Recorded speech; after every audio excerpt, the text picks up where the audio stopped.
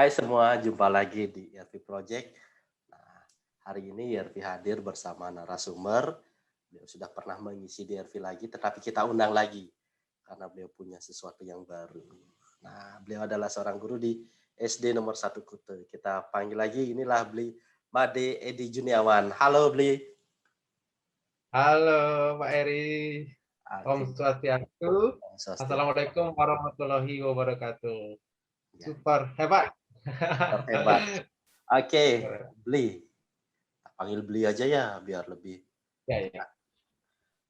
Nah, beberapa waktu lalu, Bli, saya kan juga kita kan di DRV pernah ngundang Bli, kemudian beberapa hari sebelumnya atau beberapa minggu lah kurang lebih, nama Bli panjang lagi. Ada CHTC, Certified Hypnoteaching, ya kan? Iya, Oke, langsung betul saja deh. betul. Kenapa Bli harus mengikuti atau ikut dalam kegiatan hypnoteaching itu, Bli? Sebenarnya berawal dari penasaran sih sebenarnya tentang hypnoteaching ya. Tapi sebelum mengenal hypnoteaching kan ada istilah hipnotis ya. Ya, Jadi hipnosis itu adalah ilmunya, hipnotis itu adalah orang yang melakoni hipnosis itu. Nah, jadi saya tertarik bagaimana kalau saya mendalami tentang hypnoteaching karena saya kebetulan kan guru ya. Salah satu teknik kita mengajar di kelas kan harus banyak bervariasi, salah satunya dengan teknik hypnoteaching karena hypnoteaching ini bermain di pola pikir manusia. Ibaratnya kita kan teman-teman tahu banyak banyak di era pandemi ini menguasai tentang IT, teknologi. Nah, jarang sekali yang menyentuh sisi kejiwaannya, sisi pikirannya. Jangan sampai kita mengambil sesuatu IT dari Google misalnya tentang akun ID belajar, tentang yang lain sebagainya, Google Classroom, tetapi kita tidak menyiapkan kejiwaannya seperti sebuah wadah. Kejiwaan itu harus elastis untuk menampung segala bentuk pengetahuan keterampilan yang diberikan oleh guru. Gitu. Kira-kira gitu motivasi saya untuk mengikuti hypnoteaching. Jadi oke. mempersiapkan pikiran dan jiwa anak-anak termasuk juga gurunya gitu. Jadi harus dipersiapkan. Berarti seperti yang Beli bilang tadi, di tengah apa nama tidak hanya kita berkutat dengan bagaimana Hmm, digitalisasi, tetapi di sisi lain sentuh juga kejiwaan anak ya, karena di kondisi yang ya, oke. Nah kalau penting boleh sekali. tahu apa sih yang dipelajari di dalam hypnoteaching itu? Nah, yang dipelajari dalam hypnoteaching itu sebenarnya sebagai guru kita sudah melakukan itu sebenarnya. Ya, setiap kita menyuruh anak-anak kan mengerjakan. Ya, jadi itu salah satu dari guru yang sudah memiliki yang sudah dari awalnya memang sudah memiliki kemampuan untuk persuasif. Jadi kenapa ini teaching lebih diperdalam lagi? Karena guru tidak cukup hanya berbicara saja di depan kelas, tapi ada trik-trik kita bagaimana siswa agar eh, agar suara kita didengar dan bisa berpengaruh terhadap pola pikir siswa, kemudian perilaku siswa dan tidak hanya kita memberikan tugas. Jadi luas sebenarnya untuk kegiatan hypno teaching, mulai dari persiapan guru tersebut, bagaimana guru tersebut biar kelihatan menarik itu sudah termasuk juga bagian dari hypno teaching dan seterusnya sampai terakhir nanti ada relaksasi untuk sugesti-sugesti kita yang berikan. Banyak manfaatnya Pak Erik. Oke. Nah ini kan biar tidak bias, apakah hypnoteaching diginikan murid tidur kamu, dia langsung tidur atau seperti apa Beli nanti? Atau Nah, latihan yang didapetin dulu seperti apa? Apakah seperti itu?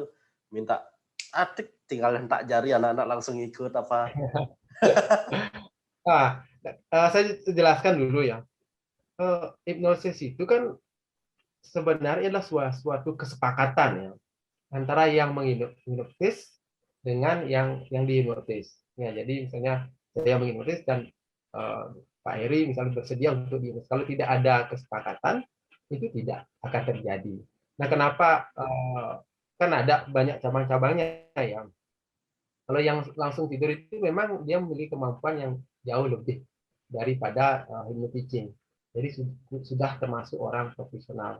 Kalau hanya untuk hypnotizing, jadi kita merelaksasi siswa bagaimana dia benar-benar rileks. Ketika kita memasukkan sugesti, dia dalam posisi yang benar-benar fokus, benar-benar mengikuti apa yang kita katakan, itu termasuk juga hipnotis ya. Tapi kalau mereka tidak mendengarkan juga, kita tidak bisa melakukan apa-apa. Karena inti dari hipnotis ini adalah kesepakatan antara yang menghipnotis dan yang dihipnosis. Itu artinya dua kesepakatan itu. Kalau tidak ada kesepakatan itu tidak akan terjadi. Nah, kenapa itu menjadi image yang negatif ya? Kadang mendengar kata hipnotis atau hipnosis itu kira kita negatif. Jadi nanti jangan-jangan kita tertidur, tidak bangun-bangun lagi. Bukan. Ketika orang di hipnosis atau di hipnotis itu, dia dalam posisi kesadaran penuh. Sangat sadar sekali. Nah, saya terangkan dulu sebelum masuk ke sana, bahwa pikiran manusia itu kan ada pikiran sadar dan bawah sadar. Itu dua bawah sadar. Jadi hampir 90% lebih itu manusia dikontrol oleh alam bawah sadar. Pikiran atau pikiran bawah sadar ya, dikontrol. 1-5% itu sadar. Contohnya ketika orang mengendarai sepeda motor, apakah mereka akan berencana untuk mengerem? Kan tidak ya. Tiba-tiba kita ngerem, kemudian kita di depan ada mobil, tiba-tiba kita mengklakson dan sebagainya, itu kan tidak terkontrol.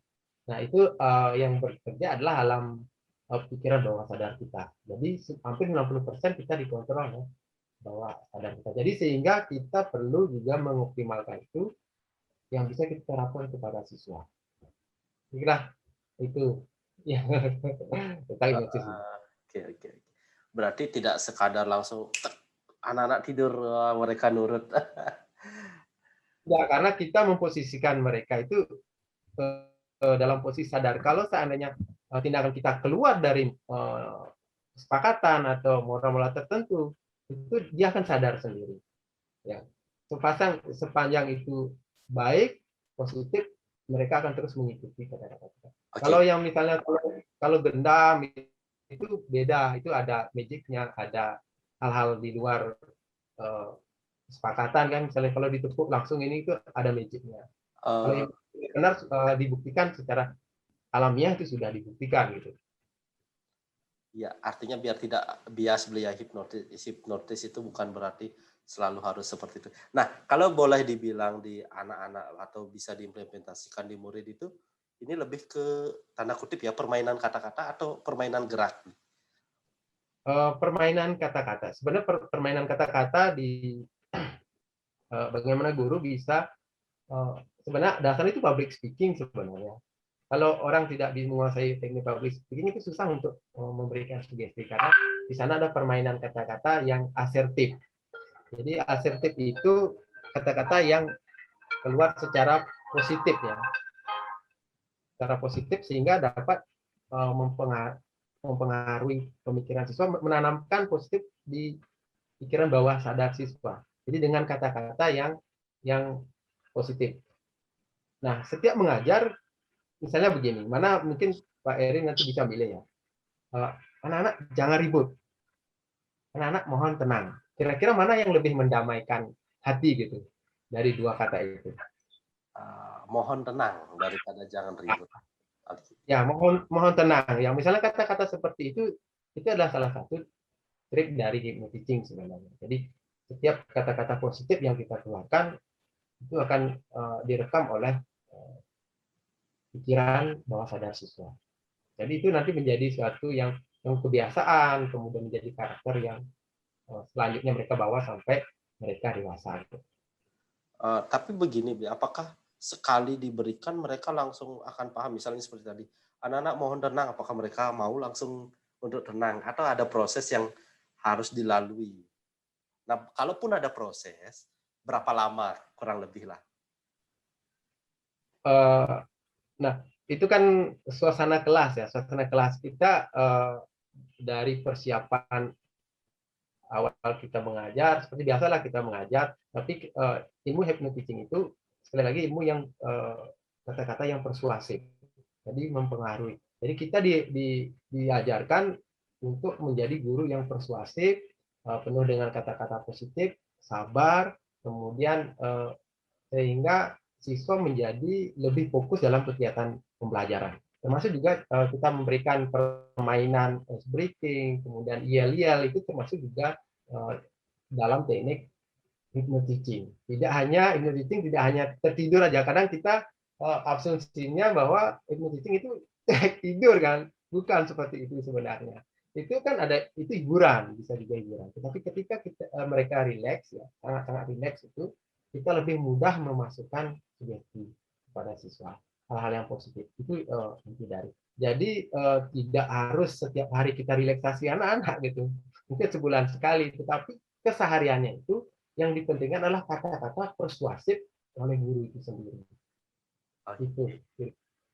Yang poin yang saya tangkap itu adalah penggunaan kalimat-kalimat atau ungkapan-ungkapan yang bersifat persuasi ya.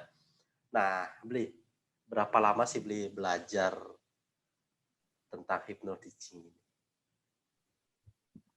Kalau belajar sudah lama sih tertarik ya, tapi kebetulan kemarin saya menemukan suatu lembaga yang terjangkau gitu, bisa mengajarkan tentang hypnoteaching. Di sana diajarkan tentang bagaimana mensugesti anak-anak, mensugesti misalnya ada pasien yang itu kita memasukkan sugesti. Ada nanti trik-triknya itu untuk memasukkan sugesti.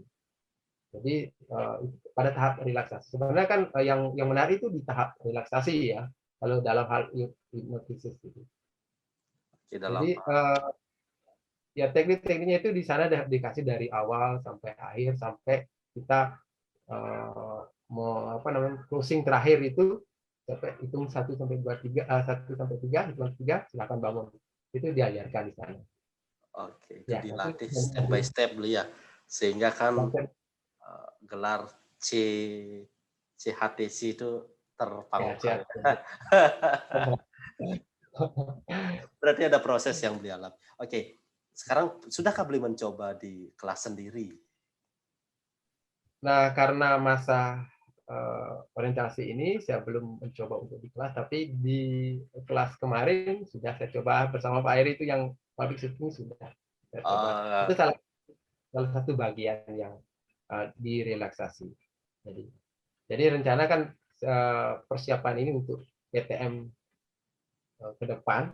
Jadi saya persiapkan untuk hypnoteaching, untuk siapa tahu teman-teman tertarik dengan kegiatan hypnoteaching, kemudian saya juga akan mengimbas pada teman-teman sekolah.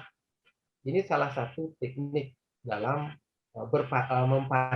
memvariasikan teknik pengajaran.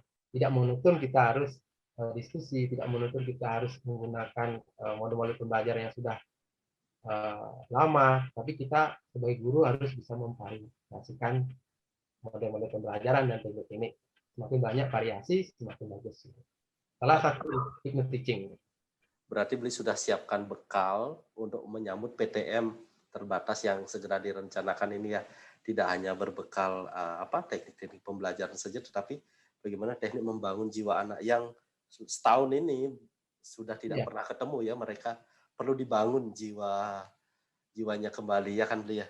Ya, perlu kita tata ulang pemikiran mereka bahwa belajar itu sangat penting untuk kepentingan anak-anak itu sendiri. Jadi guru juga tidak hanya mengajar mentransfer pengetahuan, tetapi lebih ke membangun pengetahuan. Itu yang ditambahkan untuk ke depan menyambut pasien ini gitu. Oke, Bli. Nah, kira-kira jika ada teman yang ingin belajar tentang hypnoteaching, bagaimana caranya?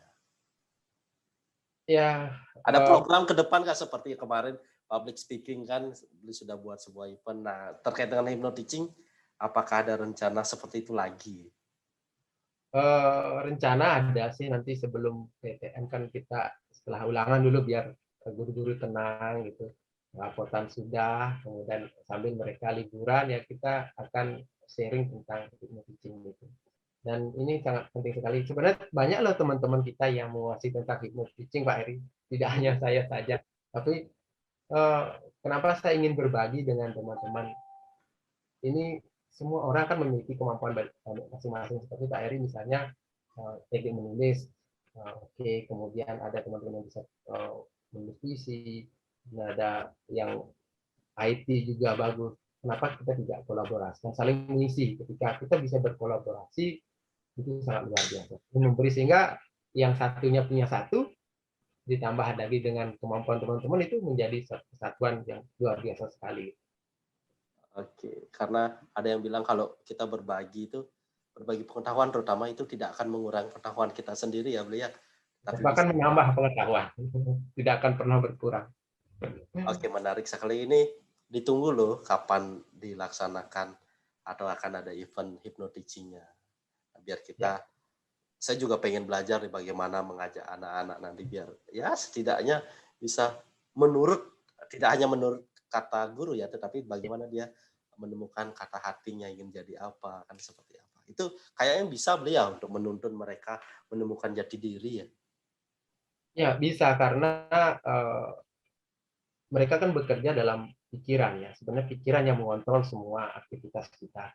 Jadi kadang-kadang ada anak yang mendapatkan suatu kekerasan, entah itu di rumah. Kalau itu tidak ditata kembali, di dewasa nanti itu akan menjadi sangat berbahaya sekali. Dia bisa menjadi seorang yang temperamental, menjadi anak yang sangat egois, kemudian dia menjadi seorang pemarah. Ya. Ada beberapa kasus misalnya, ini orangnya kalem itu ya, kalem ya. Tetapi ketika terjadi sesuatu, terpojok misalnya dari perkelahian, itu luar biasa sekali, keluar semua kemarahannya, padahal dia kalem sekali. Itu karena dari kecil itu sudah melihat satu tontonan, kemudian hal-hal yang negatif dalam pikiran bawah sadar. Itu suatu saat itu keluar. Artinya Itu terakumulasi. kadang-kadang kita butuh misalnya terakumulasi. Untuk mengenali alam bawah sadar kan kita ambil contoh ketika kita dikejar anjing itu. Ya. Itu kan kita nggak tahu dari mana tenaga yang kita miliki itu. Kita lari cekat mungkin kan itu ya. Jadi itu yang terjadi sebenarnya. Jadi tersimpanlah memori-memori itu di dalam alam bawah sadar sehingga pikiran bawah sadar sehingga suatu saat nanti itu menjadi dia keluar ketika kita dalam posisi terdesak. Oke, sangat Jadi menarik sekali ini, Bli. perlu ditata kembali pikiran kita. Oke, bicara tentang hipnotis ini sangat menarik sekali, bahkan semoga sesegera ya bisa diwujudkan kegiatan ini. Nah, terakhir nih, kita closing statement dah. Silakan berikan suatu pandangan dan sejauh mana sih pentingnya hypnoteaching bagi guru. Silakan. Ya, sekali lagi ini adalah salah satu teknik dalam mengajar, bukan satu-satunya. Variasi yang banyak itu membuat kita menjadi kaya tentang teknik kita mengajar. Nah, hipnosis ini bukan suatu yang negatif yang seperti kita dengar gitu. Kadang-kadang kita hipnotis dan hilang dompet dan sebagainya, itu image kita sudah negatif ya. Jadi dari dulu memang ini sudah digunakan dalam kegiatan pendidikan, kemudian dalam kesehatan terutama. Jadi menata ulang pikiran kita dengan hipnosis, kemudian ilmu tersebut kita gunakan untuk pengajaran, itu sangat efektif sekali untuk memfokuskan perhatian siswa. Terutama siswa-siswa yang bermasalah ya. Siswa yang bermasalah itu kadang-kadang mereka bukan nakal, tetapi mereka adalah orang-orang yang anak-anak yang perlu perhatian sebenarnya. Tidak ada siswa yang nakal, tapi yang hanya adalah anak-anak yang ingin mendapat perhatian. Kita seperti melempar bola kasti, semakin keras kita melempar, maka pantulannya juga semakin keras. Jadi anak-anak yang demikian perlu kesabaran guru untuk memahami siswa. Nah, kita kan udah mahasiswa sudah, kemudian jadi guru sudah. Ketika kita menjadi mahasiswa, menjadi guru, kita yang memahami lingkungan, bukan kita mengharapkan dipahami oleh lingkungan. Ketika kita menjadi siswa SD, SMP, SMA, maka guru yang memahami siswa. Sekarang sekarang kebalik, kita yang memahami sih. Ya. Jadi jangan sampai guru ke kelas itu ingin dihargai, ingin dihormati. Ya, memang sih kewajiban murid, tetapi jangan mengharapkan itu. Jadilah guru di hati murid, bukan di mata murid. Itu kata Prof. Dantos. Oke, menarik sekali beliau. Nah, teman-teman, itu tadi perbincangan singkat kita sedikit tentang hypnoteaching. Kita akan berjumpa lagi dengan beliau di Juniawan di acara event beliau berkaitan dengan hypnoteaching. Semoga segera beliau. Ya, ditunggu acaranya ya. Oke. Pokoknya kemas ini semenarik mungkin buat teman-teman dan pasti sangat berguna sekali. Iya. Terima kasih Bu Edi. Baik teman-teman pemirsa sahabat ERV Project, jangan lupa untuk tetap memberikan feedback ya kepada kami agar kami bisa menjadi lebih baik lagi. Dan jangan lupa untuk like, subscribe, dan komen. Bye-bye. Kasih Beli. Oke, Om Santi, Santi, Santi Om.